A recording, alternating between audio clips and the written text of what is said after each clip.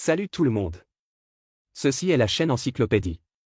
Le livre que je vais vous expliquer dans cet épisode est La vision à long terme, stratégie de carrière pour démarrer fort, atteindre des sommets et aller loin. C'est un livre qui nous aide à ouvrir notre réflexion sur notre carrière, en avançant un point de vue qui fait réfléchir. La vie au travail n'est pas la somme des métiers, mais toute une carrière. Alors, comment devrions-nous considérer notre carrière et à quelle étape de notre carrière en sommes-nous actuellement? Comment réaliser une planification de carrière efficace? Vous comprendrez après avoir écouté ce programme. Nous devons réfléchir à long terme au développement de carrière et élaborer un plan de carrière exclusif qui dure au moins 45 ans. La carrière de chacun est un marathon de 45 ans. Si nous traitons notre carrière comme un sprint, nous nous concentrerons sur la prochaine étape qui se trouve immédiatement devant nous, comme la promotion et l'augmentation de salaire de l'année prochaine, et la prochaine opportunité de changement d'emploi. Des difficultés vous attendent dans la quarantaine et la cinquantaine. Cependant, lorsque nous pouvons faire preuve de clairvoyance, partir de l'ensemble du cheminement de carrière, élaborer un plan de carrière pour nous-mêmes qui dure au moins 45 ans et accumuler suffisamment de carburant de carrière, nous pouvons sortir de la situation difficile actuelle. L'auteur soulève non seulement quelques questions clés pour vous aider à éclairer votre réflexion, mais il nous fournit également divers outils et techniques importants pour élaborer des plans à long terme. On peut dire que ce livre ouvre non seulement la pensée visionnaire sur le lieu de travail, mais nous donne également les outils nécessaires pour surmonter les obstacles. L'auteur de ce livre est Brian Featherstone, président-directeur général mondial d'Ogilvy Interactive, une société de publicité bien connue. Rien qu'en janvier 2018, il accède à un nouveau titre chez Ogilvy, celui de Chief Talent Officer, responsable du recrutement des talents pour l'entreprise et engagé à aider plus de 20 000 employés à mieux développer leur carrière. Il s'est joint à Ogilvy en 1983 et a réalisé de grandes réalisations en matière de développement de marque et de marketing numérique. Il a également dirigé la coopération d'Ogilvy avec IBM, American Express, Coca-Cola, IKEA, Unilever, Nestlé et de nombreuses autres marques bien connues, et a également été reconnu par de nombreux prix professionnels. Jusqu'à présent, il a eu une carrière de 35 ans chez Ogilvy, donc que ce soit en termes de longueur, de taille ou de professionnalisme, Featherstone lui-même est la meilleure représentation de la pensée visionnaire. Par rapport à son titre de président, Featherstone chérit encore plus son identité, c'est-à-dire planificateur de carrière. Il a passé plus de 20 ans à étudier la planification de carrière et a été témoin des trajectoires de développement de carrière de dizaines de milliers de professionnels, notamment des dirigeants d'entreprises Fortune 500, des nouveaux arrivants sur le lieu de travail, ainsi que des universitaires, des artistes, des athlètes et bien plus encore.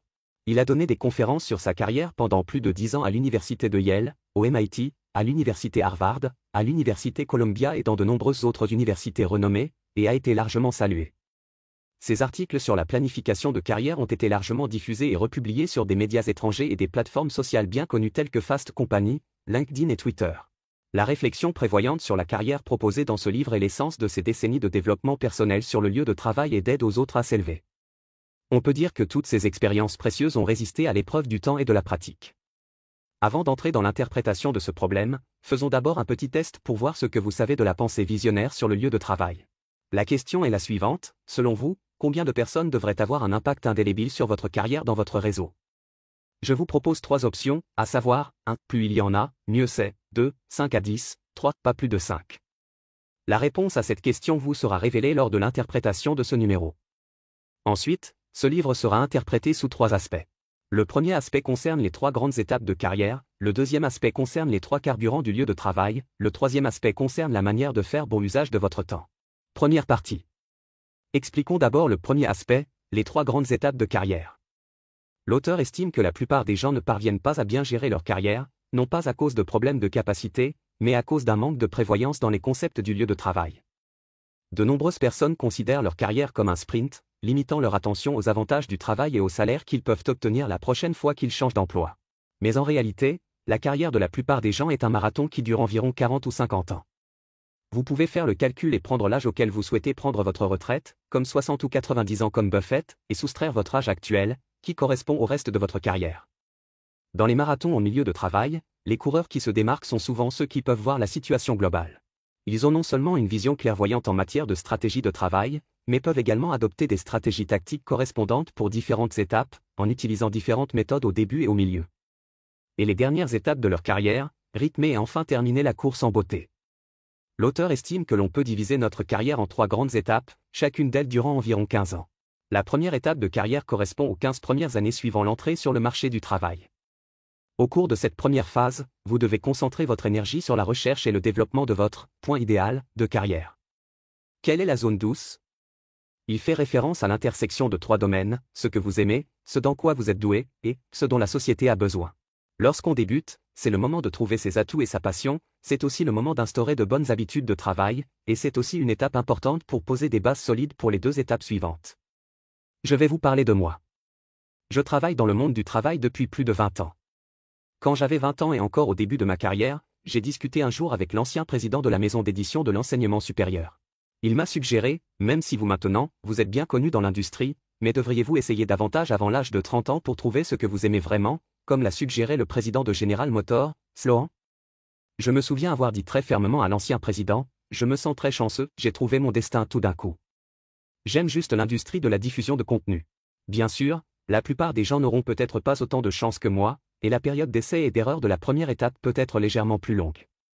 Lorsque de nombreuses personnes viennent d'obtenir leur diplôme et sont confrontées au problème du choix d'une carrière, elles n'ont aucune idée de ce qui les passionne ni de ce dans quoi elles sont bonnes. De nombreuses personnes peuvent même choisir la spécialité dans laquelle étudier à l'université avec l'aide de leurs parents. Dans ce cas, il n'est pas surprenant de se sentir confus et anxieux au cours des premières années suivant son entrée sur le marché du travail.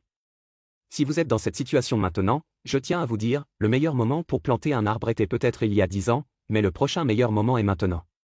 Dans la première étape de votre carrière, vous disposez de 15 ans pour apprendre et explorer jusqu'à ce que vous développiez votre sweet spot. L'auteur Featherstone a également vécu ce genre d'exploration, il a travaillé comme comptable au début de sa carrière, mais il a vite découvert que sa véritable passion était le marketing et a donc immédiatement fait la transition. Il en va de même pour sa fille, qui a obtenu un doctorat en histoire à Cambridge, mais a finalement trouvé sa place idéale en tant que chercheuse en finance. Bien entendu, il y aura inévitablement de nombreux mauvais choix et certains détours. Même si vous trouvez une industrie qui vous plaît dès le début, comme je l'ai fait, vous traverserez une étape de croissance douloureuse. À ce stade, vous devez vous concentrer sur votre courbe d'apprentissage et réserver du carburant pour votre carrière pour le long voyage à venir. Si vous y parvenez, alors vous êtes en forme idéale. J'ai rejoint Simon & Schuster alors que j'étais stagiaire en première année. C'était à l'époque la première maison d'édition internationale à s'implanter en Chine, et c'était aussi le plus grand groupe d'édition au monde. Il était beaucoup plus grand que Random et Penguin, que beaucoup de gens connaissent. Nous publions des romans tels que Gatsby le Magnifique, Catch 22 et Autant en emporte le vent. Le père du marketing, Kotler, le maître de la stratégie, Porter, et le maître du changement, sont tous nos auteurs. Titanic et Il faut sauver le soldat Ryan sont des chefs-d'œuvre de notre société cinématographique Paramount. Mais une si grande entreprise en Chine ne comptait à l'époque qu'un employé et demi, et j'ai compté cette moitié. Je vais rendre visite à des professeurs de l'université de Pékin et de l'université Tsinghua et négocier les droits d'auteur avec les principales maisons d'édition. En même temps, je suis également réceptionniste de l'entreprise et fille de bureau. Ce fut une période très difficile, mais ce fut aussi la période de la plus grande croissance de ma carrière. Simon & Schuster offre à ses collaborateurs une plateforme très large. L'entreprise nous enseignait certaines compétences générales difficiles à acquérir mais très importantes sur le lieu de travail chinois à cette époque, comme comment répondre au téléphone, comment rédiger des lettres commerciales, comment négocier et même l'étiquette des affaires, etc. L'entreprise fera en sorte que des auteurs sous contrat des États-Unis et des éditeurs célèbres du siège américain dispensent une formation à des collègues chinois. Ils m'apprendront les choses qui me manquent, comme les connaissances éditoriales, les connaissances générales en matière d'édition, l'esthétique du design, etc. En quelques années seulement, j'ai été en contact avec les présidents et rédacteurs en chef de plus de 500 maisons d'édition en Chine. On peut dire que j'ai rencontré et travaillé avec tous les meilleurs éditeurs de Chine au cours de cette période. En repensant à la première phase de ma carrière, tout ce que je peux dire, c'est que je suis extrêmement reconnaissant. Mon expérience professionnelle chez Simon & Schuster m'a fourni un carburant de carrière très riche pour mon évolution de carrière future. Par conséquent, je suis profondément d'accord avec le conseil de l'auteur aux nouveaux arrivants sur le lieu de travail, qui est de ne pas sauter d'une entreprise à l'autre à cause de tentations superficielles. Si vous choisissez un emploi avec plus d'argent, moins de travail et moins de temps près de chez vous, dans un premier temps, le résultat d'une telle myopie est que vous perdez un énorme coup d'opportunité, ce qui vous fera perdre votre motivation pour le reste de votre vie. Votre carrière. La deuxième étape de ma carrière concerne les 15 prochaines années. Vous souvenez-vous? Dans la première étape, vous devez vous concentrer sur la recherche de votre zone idéale le plus rapidement possible, développer des connaissances professionnelles et des compétences transférables et accumuler du carburant pour votre future carrière, puis dans la deuxième étape, vous devez commencer à créer de réelles différences. Vous devez trouver votre point culminant, c'est-à-dire les compétences que vous pouvez dépasser de loin le niveau moyen. C'est votre talent et votre passion continue. La sweet zone trouvée dans la première étape, vous devez l'ancrer dans la deuxième étape, et vous devez concentrer plus d'énergie sur votre point culminant. De cette façon, vous pourrez relever des opportunités et des défis uniques. Par exemple, l'un des défis les plus graves et les plus importants est la transition du rôle d'exécuteur testamentaire à celui de leader. Un bon leader doit toujours faire attention à son altitude de croisière. Parce que tous les dirigeants doivent voler suffisamment haut pour ignorer la situation globale avec une vision stratégique, en même temps, ils doivent également avoir la capacité d'accorder une attention extrême aux détails et d'être capables de résoudre rapidement des problèmes difficiles au moment critique. Par conséquent, si vous voulez être un excellent leader, vous devez non seulement être capable de voler à haute altitude, d'analyser la situation de combat et de découvrir les principaux problèmes et opportunités, vous devez également être capable de suivre et d'écraser rapidement la cible. Quand tu le trouveras. Une fois le problème résolu, vous devez à ce moment-là retourner à haute altitude à temps pour contrôler la situation globale. Un excellent leader dans le milieu de travail ne doit pas être un pilote de haut vol qui continue de voler à haute altitude, ni un balayeur qui s'occupe toujours des détails et ne peut se passer du sol. Il doit être capable d'ajuster la hauteur à tout moment et de se rétracter. Et se rétracte librement. J'ai vécu ce défi d'exécuteur testamentaire à leader plus tôt. Quand j'avais 24 ans, Simon & Schuster a été racheté et, après mûre réflexion, j'ai été parachuté dans une coentreprise d'édition en tant que directeur général adjoint. Durant cette période, j'ai été confronté à une perspective différente sur l'industrie de l'édition dans son ensemble. J'ai dû rapidement passer de la face A à la face B d'une même médaille. En même temps, j'ai également été confronté à l'impact de facteurs complètement différents. Culture d'entreprise et personnes. J'ai dû passer de la culture raffinée et claire des entreprises étrangères à la culture flexible et flexible des entreprises privées. À un moment donné, je suis tombé dans un état d'anxiété profonde. Mais je me suis rapidement concentré sur la création et le développement de nouvelles activités, j'ai constitué une équipe de publication financière à partir de zéro, établi des processus et des systèmes, formé de nouvelles personnes et changé les anciennes petit à petit. J'ai été obligé de changer les dures habitudes développées par de nombreuses entreprises étrangères, sinon il n'y aurait aucun moyen de rassembler rapidement les cœurs des gens. Je me souviens qu'un autre cadre supérieur de l'entreprise m'avait prévenu à l'époque, si l'eau est claire, il n'y aura pas de poisson. On ne peut pas demander à tout le monde d'être une élite comme les entreprises étrangères. Il faut apprendre à bien diriger dans différents écosystèmes. C'est exactement ce qui s'est passé. Durant cette période, j'ai complètement achevé ma transformation d'exécuteur testamentaire à leader. Je suis profondément d'accord avec plusieurs suggestions données par l'auteur dans le livre. Tout d'abord, en tant que manager débutant, vous devez commencer à prêter attention à votre apparence, votre attitude et votre comportement, car ces caractéristiques affecteront le statut des employés. Ils vous surveilleront de plus près que par le passé et ajusteront leurs performances en fonction de vos performances. Par conséquent, chaque geste que vous posez envoie un signal à vos employés, et vous devez soigneusement réfléchir à l'impact que cela aura sur eux. Deuxièmement, vous devez commencer à constituer votre propre petite équipe de base. Chaque dirigeant a besoin d'une équipe de base composée de collègues proches, capables d'accomplir des tâches de haute qualité. Faites attention à ne pas choisir des personnes qui vous ressemblent, mais recherchez des personnes capables de renforcer vos forces et de compenser vos faiblesses, et vérifiez si leurs objectifs, leurs valeurs et leurs préoccupations sont cohérents avec les vôtres. Vous savez, chaque problème commercial important est résolu par quelques personnes dans une petite salle de conférence calme. Vous devez apprendre à diriger avec vos oreilles, pas avec votre bouche. Enfin, vous devez vous positionner mentalement en tant que prestataire de service. Vos objets de service sont vos employés. Vous aidez les employés à prendre conscience de leurs valeurs personnelles, plutôt que de les forcer à créer de la valeur pour vous. Par conséquent, vous devez être un répondeur de confiance et non un patron supérieur. La conviction, l'intégrité et l'équité vous donnent de la force, pas de l'autorité. Si vous réussissez ce changement de rôle important dans la deuxième étape, vous maîtriserez une arme pour amplifier votre influence, à savoir le leadership. Cette arme accélérera votre croissance et récoltera des fruits dans la deuxième étape de votre carrière. Parlons ensuite brièvement de la troisième étape de la carrière, qui survient généralement lorsqu'une personne a entre 55 et 70 ans, voire plus. Je pense que la plupart des utilisateurs n'ont pas encore atteint ce stade. L'objectif principal de développement de cette période est d'optimiser la longue traîne et d'exercer son influence continue. La plupart des gens prendront leur retraite vers l'âge de 60 ans, mais si vous arrêtez soudainement tout travail et vous lancez complètement dans une vie de loisirs à la retraite, cela sera très dangereux pour votre santé physique et mentale. Vous pouvez imaginer, tout comme vous conduisez une voiture à une vitesse de 100 km/h et que vous freinez brusquement fort, vous risquez de voler par la fenêtre de la voiture, et votre carrière qui est soudainement interrompue aura le même effet. Il serait donc préférable de planifier cette étape de manière raisonnable, de ralentir lentement et de se retirer progressivement de votre carrière. De plus, avec l'amélioration des conditions médicales, l'espérance de vie moyenne s'allonge, la plupart des gens sont encore en bonne santé à 70 ans et disposent de tout le matériel nécessaire pour subvenir à leurs besoins et utiliser la chaleur qui leur reste. La suggestion de l'auteur à ce stade est que vous puissiez commencer à changer le rôle de « acteur » à « conseiller ». Après avoir été leader et prendre des décisions dans une organisation auparavant, je me suis transformé en un groupe de réflexion donnant des conseils en coulisses. Je n'en suis pas encore à ce stade, je ne peux donc pas partager mon histoire avec vous. Dans ce livre, l'auteur raconte un cas de transformation réussi au cours de la 3e étape. Tim était à l'origine vice-président de la succursale canadienne de Procter & Gamble. Il a travaillé pour Procter & Gamble pendant plus de 30 ans. Après sa retraite, il s'est rapidement tourné vers la philanthropie. Sa transformation n'était pas seulement une coïncidence, mais le résultat d'années de planification. Au début de la cinquantaine, il a commencé à réfléchir à la façon dont il allait passer les 30 ou 40 années qui suivraient sa retraite.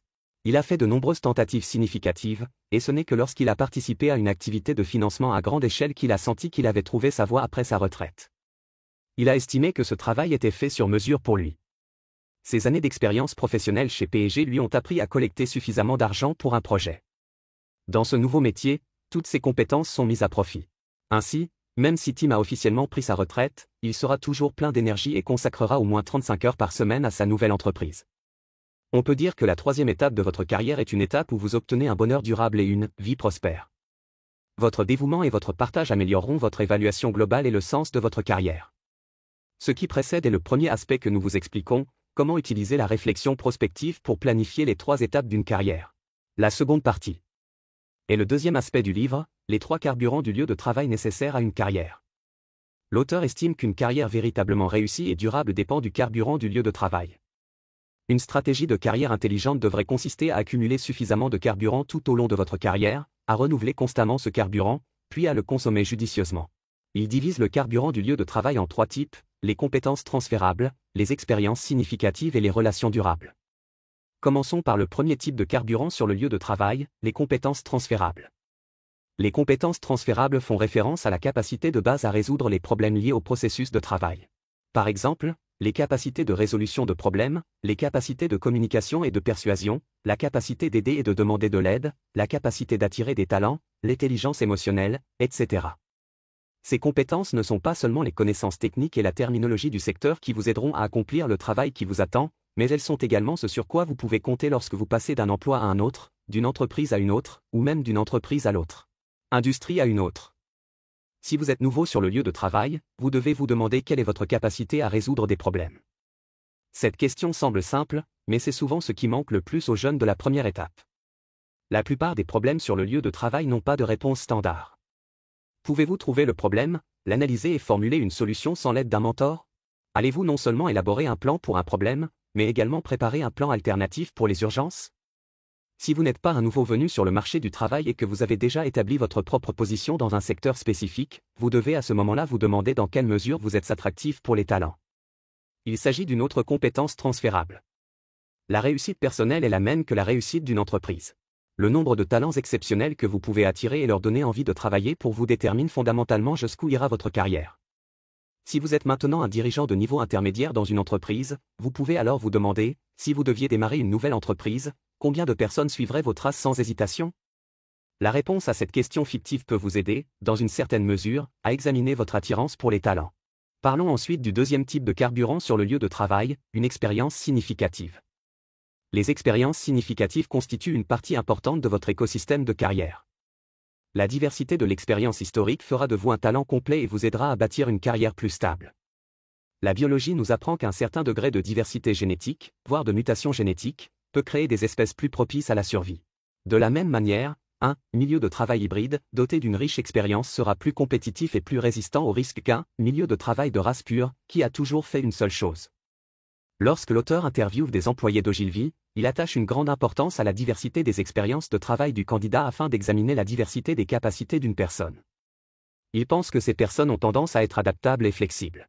Si vous souhaitez acquérir une riche expérience professionnelle et améliorer votre diversité, je vous suggère de l'aborder sous plusieurs dimensions. Par exemple, vous pouvez essayer de créer votre propre entreprise, de vous engager dans un travail transnational, ou même de faire du bénévolat, d'étudier à l'étranger, etc. Vous devez essayer différentes choses et expérimenter différentes façons de faire les choses dans différents environnements, afin de pouvoir devenir un milieu de travail hybride plus fort. L'auteur vous fait également une suggestion importante, c'est-à-dire qu'il vous recommande de vous lancer dans des affaires intelligentes. Les entreprises intelligentes sont une industrie énorme avec de belles perspectives. Sa valeur a atteint des centaines de milliards de dollars et continuera de croître au rythme de 15% au cours des 10 prochaines années. De plus, le business intelligent vous donne la possibilité d'être exposé à des compétences générales, telles que l'image de marque et l'expérience utilisateur, ainsi qu'à des compétences techniques, telles que la gestion des bénéfices et l'analyse des données. Donc, si vous ne savez vraiment pas comment développer votre propre diversité, adoptez simplement le business intelligent. Parlons ensuite du troisième carburant du lieu de travail, et le plus important, les relations durables. Les relations durables seront le plus efficace et le plus durable de ces trois carburants sur le lieu de travail. Une fois que tout le monde entre sur le lieu de travail, de plus en plus de personnes clés apparaîtront autour d'eux, qui affecteront fortement votre trajectoire de carrière et formeront pour vous un réseau écologique de relations professionnelles avec une structure pyramidale.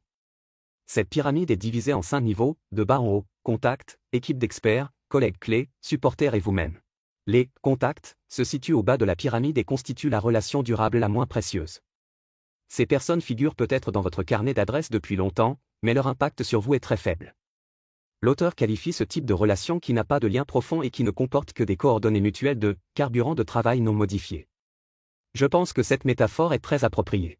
Bien que l'ajout de contacts puisse élargir votre réseau, ils n'ont une valeur significative que lorsqu'ils sont convertis en relations plus profondes. L'équipe d'experts se situe au deuxième niveau de la pyramide, de bas en haut. Il s'agit d'une relation de travail légèrement plus précieuse que les contacts. Ce sont des personnes dotées de connaissances et d'un pouvoir particulier qui peuvent vous aider à réussir. Cependant, l'équipe d'experts vous demande de prendre l'initiative de les connaître et de les cultiver. Vous devez vous rappeler que la meilleure façon de constituer une équipe d'experts n'est pas d'abord de demander de l'aide aux autres, mais de donner d'abord et de fournir de l'aide aux autres, afin que vous puissiez recevoir le soutien le plus précieux sur le lieu de travail. La position des collègues clés dans la pyramide se situe exactement au milieu, qui correspond au troisième niveau. Ils font référence aux 5 à 10 personnes actuellement dans l'entreprise qui ont une influence déterminante sur votre développement. Il existe également un petit classement de ces 5 à 10 personnes. En tête de liste se trouve votre patron, car dans la plupart des cas, c'est lui qui peut décider de vous accorder une augmentation ou une promotion. De plus, vous devez identifier certains de vos collègues et subordonnés un par un et les classer. Veuillez réfléchir attentivement à la façon dont chacun d'eux pense de vous. Vont-ils vous aider avec votre prochain grand déménagement? Après avoir parlé du troisième niveau de la pyramide, parlons du quatrième niveau de bas en haut, celui des supporters. Ils sont les plus proches du sommet de la pyramide. Ils sont vos mentors et vos assistants. Ils vous conseilleront, vous soutiendront et vous inspireront. Leur nombre ne dépasse généralement pas 5. Vous pouvez également considérer vos supporters comme des personnes nobles dans votre carrière, comme vos coureurs de carrière et la force motrice de votre progression. Ils sont extrêmement importants pour vous et apporteront un tournant extraordinaire dans votre carrière. En parlant de ça, vous souvenez-vous encore des questions du test que je vous ai laissé au début? Selon vous, combien de personnes dans votre réseau auront un impact indélébile sur votre carrière? La réponse est, pas plus de 5. Autrement dit, vous ne rencontrerez probablement pas plus de 5 supporters dans votre vie. Vous vous demandez peut-être, où puis-je les trouver et comment puis-je maintenir un lien profond avec eux une fois que je les ai trouvés? L'auteur suggère que la meilleure façon est d'être patient et ouvert. Si vous vous considérez comme étudiant, vous trouverez naturellement un professeur. Lorsque vous réalisez qu'une personne peut être un de vos soutiens importants, vous devez valoriser et cultiver délibérément cette relation de mentorat. Vous devez faire de votre mieux pour l'aider et passer du temps avec elle. Si vous avez la chance qu'il vous écoute et vous guide, absorbez-le comme une éponge. Nous sommes désormais arrivés au sommet de la pyramide des relations au travail. Il n'y a qu'une seule personne au sommet de la pyramide, c'est vous-même. Vous êtes au cœur de tout écosystème de carrière. Vous êtes votre propre chef de marque. En tant que chef de marque, votre travail important consiste à surveiller en permanence votre écosystème professionnel pour vous assurer qu'il continue de vous apporter un soutien positif. La troisième partie. Interprétons le troisième aspect de ce livre, comment faire bon usage de votre temps. Si vous demandez à un conseiller financier principal comment tirer le meilleur parti de votre investissement à long terme, il vous dira que la clé est de savoir comment procéder à une allocation d'actifs. En d'autres termes, avez-vous investi dans la bonne chose au bon moment? Avez-vous choisi des actions, des obligations, des contrats à terme ou d'autres actifs pour effectuer votre allocation? Il en va de même pour votre carrière, sauf que l'actif d'investissement passe de l'argent à votre temps. En même temps, le temps est aussi l'actif personnel le plus limité et le plus précieux de votre vie. Alors, comment construire votre carrière en investissant judicieusement votre temps? Il y a ici une idée, commencez avec la fin en tête. La façon dont vous investissez votre temps dépend des objectifs que vous souhaitez atteindre en fin de compte. Certaines personnes espèrent développer leur propre influence, certaines personnes désirent obtenir de grandes quantités de richesses et certaines personnes espèrent devenir maîtres dans des domaines spécifiques. Avec des objectifs différents, les méthodes et les moyens pour atteindre les objectifs seront certainement différents. Toutefois, aucun objectif ne peut être atteint du jour au lendemain. Lorsque j'interviewe des rédacteurs, je pose toujours la question aux candidats, combien de temps comptez-vous mettre pour devenir un excellent rédacteur? La réponse de beaucoup de gens est d'1 an. En fait, si vous voulez être un excellent éditeur, il vous faut au moins 3 ans, et si vous voulez être au sommet, cela prendra au moins 10 ans. Il en va de même dans d'autres domaines, seul un investissement à long terme vous permettra de perfectionner des compétences plus sophistiquées. L'auteur a une autre suggestion importante en matière d'investissement en temps, c'est-à-dire que vous devez diviser votre temps en tranches de temps et en temps fragmentés, utiliser des tranches de temps pour améliorer les choses les plus importantes et utiliser du temps fragmenté pour gérer d'autres tâches. Une répartition du temps efficace et saine ne doit pas seulement impliquer le travail, mais aussi la famille, la forme physique, les interactions sociales, les études et les loisirs. Bien entendu, à différents stades de carrière, le ratio d'allocation de chaque projet sera également très différent. Par exemple, dans la première étape, une grande quantité de temps doit être réservée au travail et aux études, dans la deuxième étape, plus d'énergie peut être consacrée à la vie familiale et sociale, et dans la troisième étape, plus de temps peut être consacré pour les loisirs et l'exercice. Peu importe à quel point vous êtes occupé au travail, vous devez consacrer votre temps à couvrir autant de domaines que possible afin de pouvoir avoir une vie équilibrée. En particulier lorsqu'il s'agit de santé, il existe d'innombrables preuves que même un petit temps investi régulièrement dans l'exercice peut rapporter gros. Par exemple, j'ai passé 3 ans à devenir marathonien en effectuant 8 à 10 km de course à pied 3 fois par semaine, relevant un défi qui me paraissait impossible. En même temps, ma santé s'est également considérablement améliorée. L'auteur vous recommande de faire l'inventaire de vos dossiers horaires au moins une fois par an, ce qui vous apportera pas mal d'inspiration. Par exemple, vous pourriez vous demander où est l'investissement de temps qui a produit les résultats les plus inspirants? Y a-t-il une différence entre votre allocation de temps prévue et votre allocation de temps réel? Alors vos projets doivent-ils être ajustés? En examinant la réalité de vos investissements en temps, vous saurez où sont vos priorités et votre profil temporel vous indiquera où vous pouvez faire des compromis pour devenir plus heureux et avoir plus de succès. Passons maintenant en revue les points clés de ce livre.